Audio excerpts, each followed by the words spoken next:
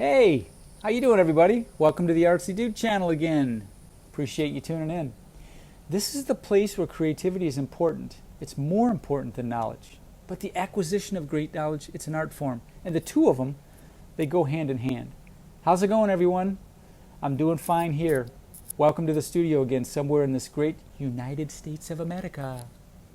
I always try to hide a clue somewhere in the background to tell you where I'm broadcasting from, so if you think you know, send me a note and I'll post it in my next video. A quick shout out to Reddit user Joe, guy I became acquainted with recently, nice fella, and he had some really good words to say. I enjoyed chatting with him. Hello, Joe. So today I wanted to talk a little bit more about the July 18th, 2021 timeline as presented by ThrowAwaylien, the Reddit user. As you know, I brought this up a couple of videos ago from a Reddit user. His name was ThrowAwaylien, who supposedly posted it 7 years ago, and it's like on fire on Reddit, okay? He was given a hard date that there would be first contact with an alien species on July 18th. That's tomorrow, okay?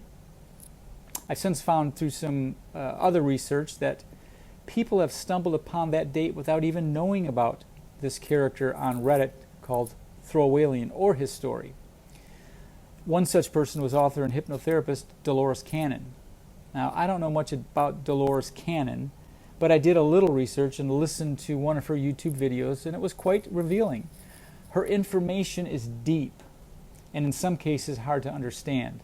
I had to listen to it a few times, but she speaks very well, very eloquently, very common, so she's easy to listen to. Check it out herself. Check it out yourself, if you want. She spoke about the upcoming changes of a new Earth coming soon. In addition, Dolores said that there were many others out there landing on this July date, including psychics and people in my circles. All of them feel like there's something about to happen. So what does that all mean? I mean, really? Well, we're about to find out, I guess, because we're on the eve of the 18th. In fact, in China right now, it is the 18th. So anything's on the table, I suppose. With that said, how many times have we seen dates that just come and go? The Y2K date, the 2012 end of the world date, the 2016 date when the celestial systems were supposed to be lining up, the end of days date, the event date when the new Earth was supposed to come into materialization and hospital ships were supposed to enter the atmosphere with healing beds in tow. And let's not forget Nibiru and Planet X. That was supposed to enter our solar system coming in from behind the sun and sneaking up on us. That's been happening every year. Let me just add that none of those single predictions have come to fruition, okay? I just can't put much credibility myself in dates that people predict. People have been making predictions for millennia, and some come true, some don't. But then I keep going back to what ThrowAwaylien said. It's not a prediction. It was a hard date given to him by the aliens. I just want to clarify something here too. I believe I remember saying that July 8th or 18th at the time of my last video. But we found out since then that there was another post by ThrowAwaylien, in fact one of his last ones, and he confirmed the date as July 18th. So there you have it. That's how I stumbled on that date. So what will happen if it does change, if humanity does get engaged by aliens? It's not going to remain the same, that's for sure.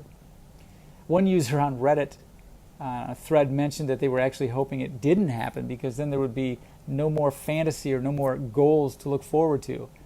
I can see that. I can dig that.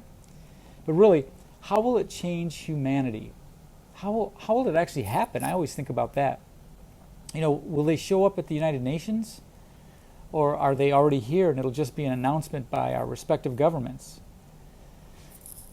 I don't know. What do you think? There's been talk of so many different alien species out there observing us, all with different agendas. And then, of course, an overarching species or two that has humanity's best interest in mind, as if they are the sort of all-powerful aliens watching over everything. I wish I had some answers, but I don't. I meditate, I seek, I try to communicate using techniques written by Buddy over at Alien Protocols on his YouTube channel. But so far, I've never seemed to get a response back. In fact, I've never seen a UFO, and I think I've mentioned that before. I've never seen anything of what I guess you would refer to as high strangeness. Last night, though, I spotted 7 satellites, which is good for where I live because there's way too much light pollution. But I believe it's out there and it's all around us. After all, think about the visual spectrum of light, and what we see as humans is just a sliver of the spectrum. How about when you put on night vision goggles and look up in the sky? You see all kinds of things moving around. Imagine if you could see through the complete spectrum of vision, from gamma to X-ray. What would we see? I mean, that would be crazy.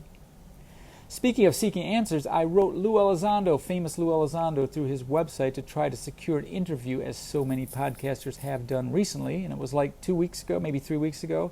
He sent me a note back that he'd get back to me. He's very busy. He apologized in his note, and he said it might take some time. Realistically, I don't expect to get an interview since I'm such a small channel, and he's been all over the mainstream media news, so he's probably not going to pick on a guy like me. So my thought was to interview him, though, providing only yes or no questions, and that is to say, to get him to agree beforehand to be able to phrase each question so that he could only answer yes or no. Straightforward, no wiggle room, no deception. And let me just add, I don't think Lou is deceptive. I think he's genuine. In fact, I would give him the opportunity to only say no comment in a situation where he really couldn't answer yes or no, so that it would help the listener to read between the lines, as it were, gathering perhaps the real answer, the answer he's not able to really say because of his NDA. I also wanted to ask him some other more peripheral questions on ufology, not the standard ones that we've heard answered over and over and that are always trotted out, the typical talking points. For instance, ThrowAwaylien, okay? He talked about seeing military people on the ship he was abducted to. I'd like to ask Lou Elizondo, has he ever been off-world? Has he ever been off the Earth or on board an alien ship? I wonder how he would answer that one. No one's ever asked it. If you haven't noticed, though, too, Lou, he's the king of analogies. He'll give an answer and then he'll analogize it so that the audience understands completely what he's trying to get at. For instance, he suggested reading a book called Chains of the Sea. He suggested it because he wanted people to have an alternate view of just what alien contact or alien life might mean, to open up our minds about how we perceive alien contact and what it is and what it could be, and perhaps what it's not, or what we don't think it is. I read the book and it was good. It was definitely eye-opening from an alternative perspective. As a science fiction reader for many decades, it was another twist in an alien contact that was refreshing and yet sobering at the same time. Perhaps that's why Lou Elizondo said that humanity would be somber if we knew what he knew and saw what he has seen. I wonder what that is. So the story is obviously a work of fiction, but again, the analogy was there. I won't spoil it by telling you what it was about. I suggest reading it. It's a short 200 pages or so. It's a short story within a book of 3 short stories. Chains of the Sea. Sorry, I digress. I just wanted to mention that because I at least tried to get in touch with Lou Elizondo as one of the little guys out here, just to see if he would respond to me. I'll keep you posted if he does, but I'm not holding my breath. Now getting back to the July date. How do you see this playing out? That's tomorrow. Well, I've maintained for a long time that the only way to break the secret of disclosure, the lies and deceit, or to initiate the cracking of the egg that's full of secrets, would be for global alien contact without the sanction or approval of any global governing body. I've always said that. In other words, if we had to wait for Russia and China and the United States to negotiate some scenario whereby the aliens could reveal themselves to humanity, it would never happen. You and I both know that. Heck, I mean, we can't even agree on what color shoestrings to wear on Monday, let alone something as dramatic and intense as first contact. And let's be clear here. First contact publicly. Contact has been established a long time ago. I'm pretty sure about that. Perhaps the contact scenario is a social media airwaves kind of announcement, whereby all television stations and social media outlets are at the same time taken over to send a message to humankind. And then perhaps a date in the near future is given for when they will descend at, say, the United Nations or someplace like that. I mean, I don't think they would land at any specific country unless it was like I said before, the United Nations, or maybe the Vatican. Antarctica? That could be. I believe some place like that would have their own respective sovereignties, I guess, world sovereignties.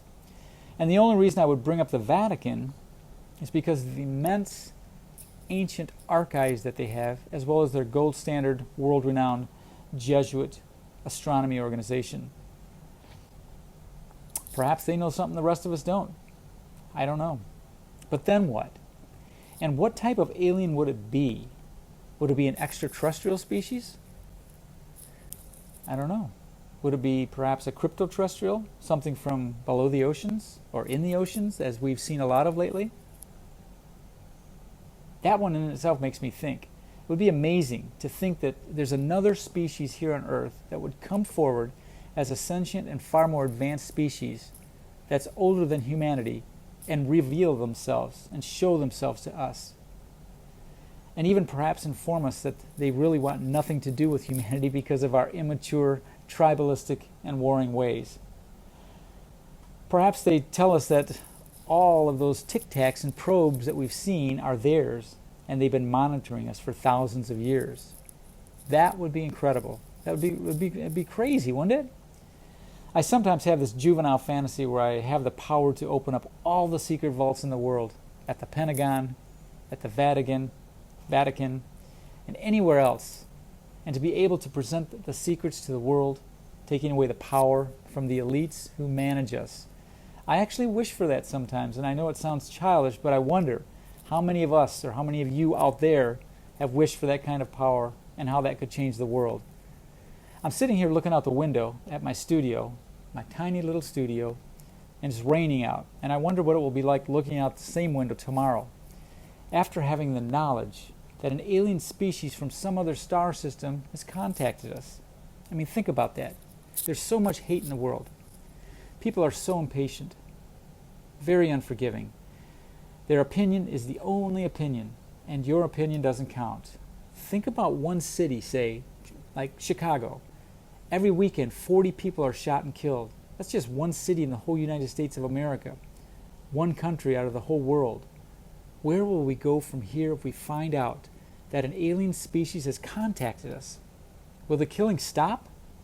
Will the killers and the gangbangers even notice? Maybe it's like President Reagan once said, we need an outside alien threat to make us drop our petty differences and come together as a species. I don't know. Maybe. It's a lot to think about. And I think about it all the time. But since it's the night before, the day before, the 17th, it's the 17th today, tomorrow's the 18th. In China, as I said, it's already the 18th. Something could be going down. Maybe tomorrow or Monday or Tuesday this video then will just be part of history and it'll be a joke. It'll be, a laughable thing that a lot of us believed in ThrowAwaylien and his story from 7 years ago. If it is a LARPer, then so be it. It is. But anyways, I just wanted to throw those thoughts out there today. I'm going to be honest with you, I was using a teleprompter today. This is the first time I've ever used a teleprompter, so I wanted to try it out because when you're ad-libbing these videos sometimes, you can just do take after take after take. So I was trying to do it with a teleprompter software this time, and it seemed to work pretty good. So anyways, there you go. I was trying to be like, the old Richard Dolan. Yeah, Richard Dolan. Okay.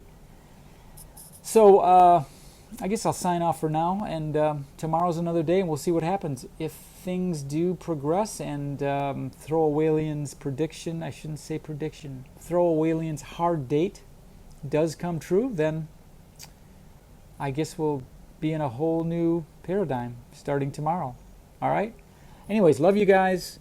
Thank you for tuning in, and I really appreciate it, and we'll talk soon, okay? Peace.